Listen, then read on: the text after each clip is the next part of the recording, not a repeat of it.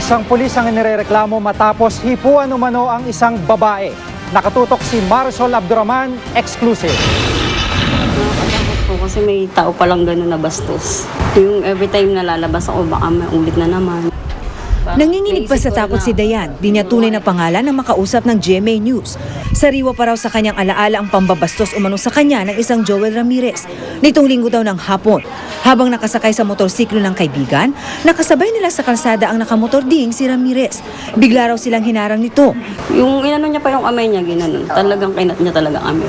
Akinat niya kayo, Opo. sabay, ganun ang kamay niya. Sabay sa dibdib ko, nakahawak. Sa sobrang gulat at takot daw niya, di na siya nakainig pa. Pagkahawak na po sa akin ganun, gumanon ako para maalis yung amay niya. Napaganon ako. So pag ganun mo, sakala niya inalis. Opo. Pero hindi pa raw nakontento si Ramirez. Sinundan pa umano sila at sinabing ingatan ni Dayan ang maselang bahagi ng kanyang katawan na kanyang hinawakan. Lalo na raw siyang nakaramdam ng takot nang malamang si Ramirez pala ay isang pulis. Pulis pa pala siya, dapat siya yung magandang image. Si PO1 Joel Ramirez ay nakatalaga sa Headquarters Support Services Unit ng PNP sa Kamkrame. 2008 siya naging miyembro ng PNP at nakatanggap na rin ng ilang parangal. Pero hindi raw mangingimi ang PNP na sibakin sa serbisyo si Ramirez oras na mapatunayan ang aligasyon. Matanggal na natin itong mga iring PNP personnel. Ito po yung mga walang disiplina na dapat po maalis na sa serbisyo nang sa ganun. Hindi na po sila makapambiktima. Maghapon naming tinatawagan si Ramirez pero hindi niya sinasagot ang aming mga tawag. We would want to look deep into this case and there would be no mercy if in the event we find out na talaga nagkamali siya. Under restrictive custody na ang nasabing pulis. Ito'y para matiyak na hindi niya matatakasan ang reklamong kinakaharap niya. Muli namang iginiit ng PNP na hindi nila kinukonsente ang anumang masamang gawain. Kaya para sa anumang reklamo laban sa mga abusado at pasaway na pulis, huwag matubiling magsumbong. Marisol Abduraman, nakatutok 24 oras. At kaugnay pa rin sa pagpapawalang bisa ng Korte Suprema sa stock distribution plan ng Hacienda Luisita, hindi naman daw po maintindihan ng ilang magsasaka sa Hacienda Luisita kung bakit pinauulit ng Korte ang referendum o ang botohan sa pagpili kung stocks o lupa. Nakatutok si Pia Arcangel live mula sa Tarlac. Pia. Mel, ipinagtataka na nga ng ilang farmer beneficiary ang naging desisyon ng Korte Suprema na ulitin ang referendum para tanungin muli sila kung gusto pa rin nila ng stock distribution option or kung gusto nila ng lupa. Okay. 25 taong nagsasaka ng lupa sa Hacienda Luisita si Eduardo Aguas. 2005 lang nang umalis siya sa Hacienda nang nagkakagulo na sa pagitan ng mga tagapamahala nito at ng mga magsasaka. Mula noon, naging barangay kagawad siya at ngayon kapitan na ng barangay sentral sa Hacienda Luisita. Isa si Aguas sa mga farmer beneficiary na mas pinili ang magkaroon ng stocks sa Hacienda kaysa magmay-ari ng lupa. Di raw niya maintindihan kung bakit pinauulit ng korte ang referendum. Tingin ni Aguas, kung uulitin ang referendum, ganun pa naman din ang resulta nito. Hindi magbabago yung result dahil sabi nga sa kasalukuyan, ang tao sa Hacienda is naghahanap na rin talaga ng katahimikan. Majority gusto yung SDO. Hindi raw nagbago ang kagustuhan ni Aguas at ng karamihan sa kapwa niya farmer beneficiary na maging shareholder. Para kay Aguas, mas pabor daw ito sa kanila. Kung kami mamamahala sa maliit na porsyento lang ng lupa na ibibigay sa amin, hindi sapat para ipamuhunan namin o ipanghanap buhay namin pansarili. Mel, kanina lang ay nagkaroon tayo ng pagkakataon na makausap si Ginoong Lito Bais. Isa siya sa mga farmer beneficiary na kabilang sa grupong gustong makakuha ng lupa sa halip ng stock distribution option. At ayon kay Bais ay dismayado sila sa naging desisyon ng Korte Suprema dahil hindi nila alam kung ano ang naging dahilan nito. At bukas na bukas raw ay makikipag-usap na sila sa kanilang mga abogado para pag-aralan kung ano ang pwedeng susunod na legal na hakbang. Mel? Maraming salamat sa iyo, Pia Arcangel. Pinag-aaralan pa ng Hacienda Luisita Incorporated o HLI kung makahain ang motion for reconsideration kaugnay sa desisyon ng Korte Suprema na ipawalang bisa ang Stock Distribution Plan o SDP ng Hacienda. Ayon kay Attorney Henner Asuncion, kahit hindi sila kinatigan ng Korte, nananatili namang buhay ang stock option dahil mabibigyan ng pagkakataon ng mga magsasaka na mamili kung stock o lupa ang mas gusto nila.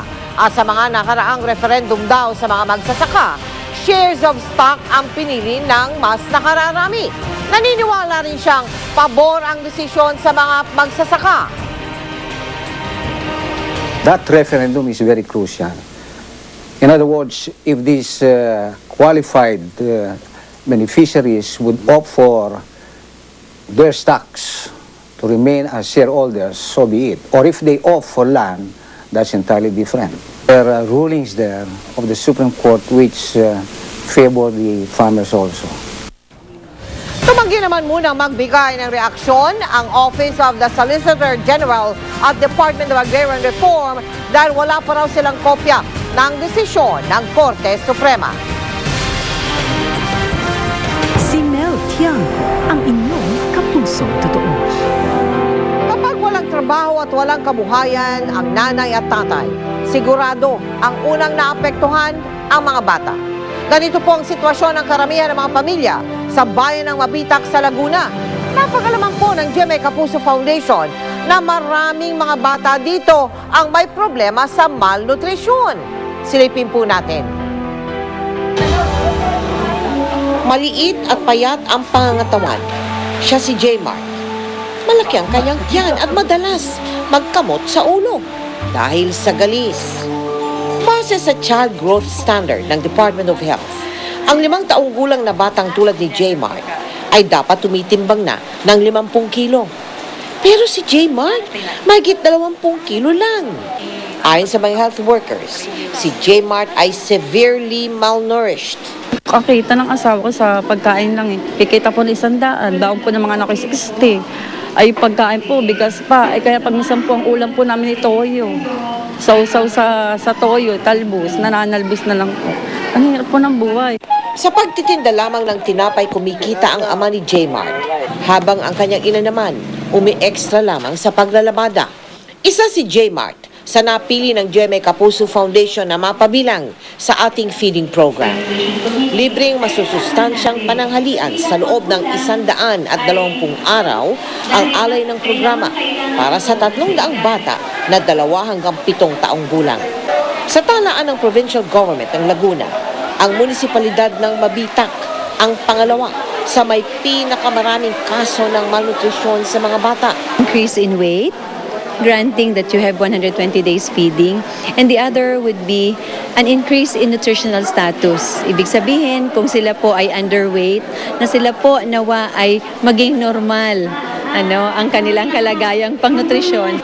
Napaiyak sa saya si Nanay Virgie dahil ang 3 niyang anak napabilang sa ating feeding program. Siyam ang kanyang anak at magkakalapit pa ang kanilang mga edad. Ang bunsong anak na si Jericho, payat at malaki ang tiyan. Hindi sapat ang sweldo ng asawang security guard para sa pagkain ng mga anak. Mahirap mag-asawa ng maaga. Lalo ito, mararanasan ninyo na pag maraming anak, mahirap mag-alaga, mahirap magpalaki na ganyan. O paano pag may sakit. Ito po sakit eh, may higa po ito. Sakati. Natutuwa po ako dahil kami po ang napili doon na matutulungan niyang mga anak ko na lumusog. Ang mga magulang ay katuwang natin sa ating feeding program sa paraan na sila po ang magluluto, sila maghahain, sila magpapakain sa mga bata. Nakasalalay po sa inyo bilang mga magulang ang pag-unlad ng kalusugan ng mga bata. Kaya inaasahan ko po kayo mga nanay at tatay na magiging masipag po tayo sa pagdadala ng ating mga anak sa feeding centers. Magkita-kita po tayo sa Mabitak sa Laguna sa July 16 ang unang araw ng ating Give a Gift, Feed a Child Project. Para po sa inyong donations, magsadya po sa aming tanggapan. Maaari din po kayo magdeposito sa aming mga bank account o mag-log on sa www.kapusofoundation.com. Kuwang-kuwa sa CCTV ang umano'y operasyong agaw armas ng mga ininalang miyembro ng New People's Army. Pero nanlaban ng pulis kaya nawi sa madugong barilan ang insidente. Ang aktwal na enkwentro sa aking report. Kuha ito ng CCTV sa isang terminal ng bus sa Davao Oriental noong gabi ng June 7. Sa video makikita ang unipormadong pulis na kanilalang si PO3 Alfredo Salva. Nakikipag-usap sa dalawang kasamahang pulis na nakasibilyan. Palis ng isa sakay ng motorsiklo nang biglang sumulpot ang 4 na lalaki. Makikita ang isang ito na bumunot ng baril. Pinutukan si Salva sabay agaw ng kanyang M16 rifle. Sa gitna ng kaguluhan, dumating ang 2 kasamahan ng mga sospek. Pinilit ni Salva na lumaban kahit nag-iisa, pero tinamaan din siya at kahit sugatan, nakuha pa ng pulis na makipagbarilan sa mga sospek. Ang isa pang lalaking kausap noon ni Salva tila sinubukang umawat, pero maging siya pinagbuntunan ng mga sospek. Hindi malinaw kung anong ginawa sa kanya, pero makikita sa video na tila nakahiga na lang ang natural lalaki. Ang isa sa mga sospek na nakilalang si alias Bunso, tumba agad at nasawi. Ang sospek na ito biglang natumba dahil natamaan din nakilalang sospek na si Ariel Manuray. Nagpagulong-gulong pa si Manuray sa kalye. Pilit na binibitbit si Manuray ng mga kasamang sospek. Ilang beses bumalik ang ilan para sa kanya. Pero sa kalaunan, iniwan na rin si Manuray na makasama kahit lubang sugatan. Ang kasamahan naman ni Salva na akalaing patay na, biglang bumangon at tumakbo palayo. Maya-maya, dumating ang ilang tao, binuhat si Salva at isinakay sa tricycle. Nilapitan din ng mga taong sugatan si Manuray pero maya-maya nagtakbuhan ang mga ito.